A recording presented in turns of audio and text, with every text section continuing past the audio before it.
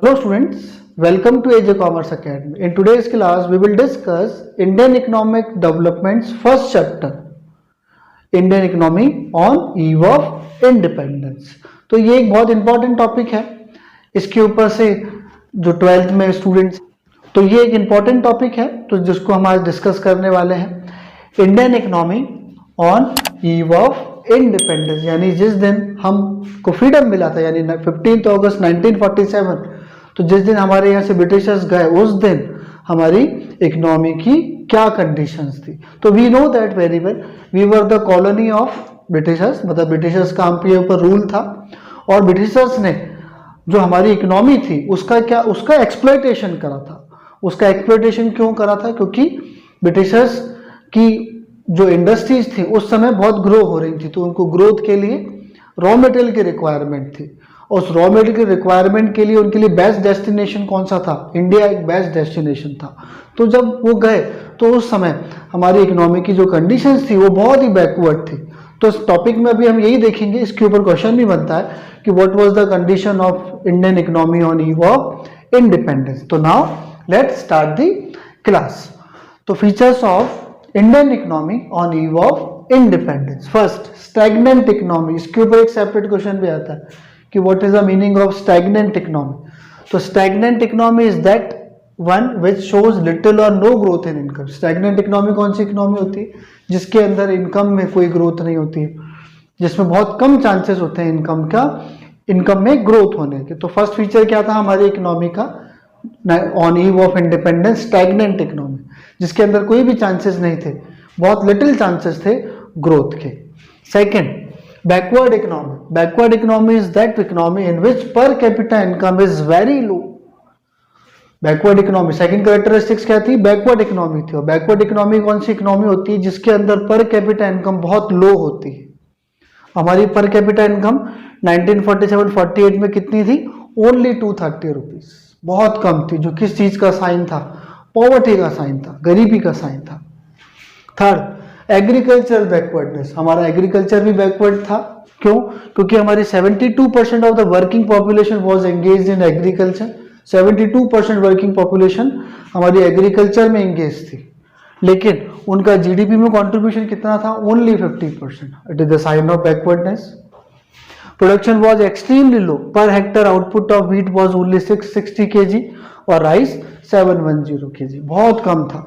Per hectare कितना production हो रहा था हमारे यहाँ? राइस का 710 kg और व्हीट का 660. It is also a sign of backwardness.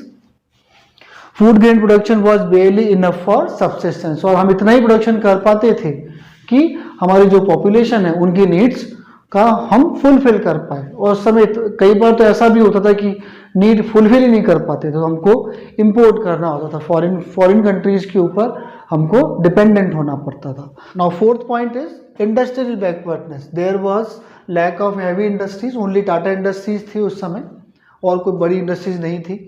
Second point, production of machine was almost negligible. Production हमारे यहाँ होता ही नहीं था मशीन्स का.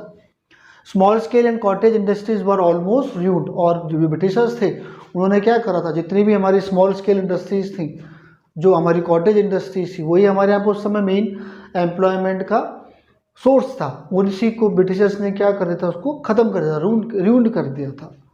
तो ये थी हमारी इंडस्ट्रीज बैकवर्डनेस के कुछ causes. Next, fifth is rampant poverty. Bulk of the population was very poor. बहुत गरीबी थी इंडिया के अंदर उस समय. और गरीबी के पीछे रीजन क्या था? रीजन यही था कि एक तो अनएम्प्लॉयमेंट था और इलिटरेसी थी. तो ब्रिटिशर्स ने उसके ऊपर फोकस करा ही नहीं था अनएम्प्लॉयमेंट को ख़त्म करने में. लिटरेसी को उन्होंने प्रमोट नहीं करा ब्रिटिशर्स ने, जिसके कारण हमारी इकोनॉमी के अंदर रैम्पेंट पॉवर्टी थी, मतलब बहुत ज़्यादा गरीबी थी. और गरीबी का रीज़न क्या था? अनएम्प्लॉयमेंट और इलिटरेसी. नेक्स्ट है पुअर इंफ्रास्ट्रक्चर. पुअर इंफ्रास्ट्रक्चर में क्या था? बेसिक चीज़ें, पावर जनरेशन हो गया, ट्रांसपोर्टेशन हो गया, रेलवेज हो गया. बहुत ही बैकवर्ड हमारा उस समय इंफ्रास्ट्रक्चर था. तो means of communication and transportation, generation of power was extremely low. Power generation capacity was 2100 megawatt only. And पक्का रोड 155,000 किलोमीटर ओनली. और उस समय हमारे यहाँ पर कितने थे? पक्का जो रोड थे वो कितने थे, 155,000 किलोमीटर्स थे। तो now the next is heavy dependence on import. हमारी जो कंट्री थी ऑन ईव ऑफ इंडिपेंडेंस, हम हैवीली इंपोर्ट्स के ऊपर डिपेंडेंट थे क्योंकि हमारे इंडस्ट्रीज तो थी नहीं। तो the country had to depend on imports for machinery and other equipment of production, goods like sewing machine, medicine भी हमको इम्पोर्ट करनी पड़ती थी। Kerosene oil, bicycle use to be imported. तो जितने भी ये हमको चीज़ें रिक्वायर्ड थी, जो भी प्रोडक्शन के लिए चीज़ें रिक्वायर्ड थी, वो सब हमको क्या करना होता था, इम्पोर्ट करना होता था। Next is limited urbanisation, only 14% of population live in urban areas, rest 86% live in rural areas. तो जो अर्बन एरियाज में थे उनको तो एम्प्लॉयमेंट की अपॉर्चुनिटीज़ मिल जाती थी, बट जो रूरल एरियाज थे वहाँ पर उनको एम्प्लॉयमेंट की अपॉर्चुनिटीज़ नहीं मिल पाती थी, जिससे वहाँ पर हमारी इकोनॉमी जो थी वो backward. Now the next is semi feudal economy. Students ये इंपॉर्टेंट है, इसके ऊपर स्पेशल क्वेश्चन भी आता है कि what is the meaning of semi feudal economy. तो सेमी फ्यूडल इकोनॉमी यानी मिक्स्ड इकोनॉमी। हमारी इकोनॉमी उस समय ना तो फुली कैपिटल इकोनॉमी थी, ना ही फुली सोशल इकोनॉमी थी, दोनों ही हमारे यहाँ पे दोनों का ही मिक्स था। यानी प्राइवेट सेक्टर भी वर्क कर रहा था और सोसाइटी के लिए भी वर्क हो रहा था, सोशल सेक्टर भी वर्क कर रहा था। तो जहाँ सोशल सेक्टर होता है, जहाँ सोसाइटी के लिए वर्क होता है, जहाँ मोटो प्रॉफिट का नहीं होता, वहाँ प्रोडक्शन कम होता है। क्यों? क्योंकि प्रॉफिट का मोटिव नहीं है। तो जब प्रॉफिट का मोटिव नहीं है तो उसके कारण क्या होता है, प्रोडक्शन हमेशा कम ही रहता है। तो इस कारण भी हमारी इकोनॉमी उस समय बैकवर्ड थी। Indian economy was a mixed economy और semi feudal economy. Such an economy had the mixture of feudalistic and capitalistic mode of production. Feudalistic mode of production leads to low productivity. Now the next is colonial economy. तो we were the colony of the Britishers. Britishers ने हमको use करा था, हमारी economy का exploitation करा था। तो Indian economy was a colony of British government. British government curbed domestic industry by imposing heavy tax. This forced the Indian to buy the British goods. Britishers ने क्या करा, हमारे जो भी गुड्स थे उनके ऊपर तो लगा दिया हैवी टैक्स, जिससे हमारे गुड्स हो गए महंगे।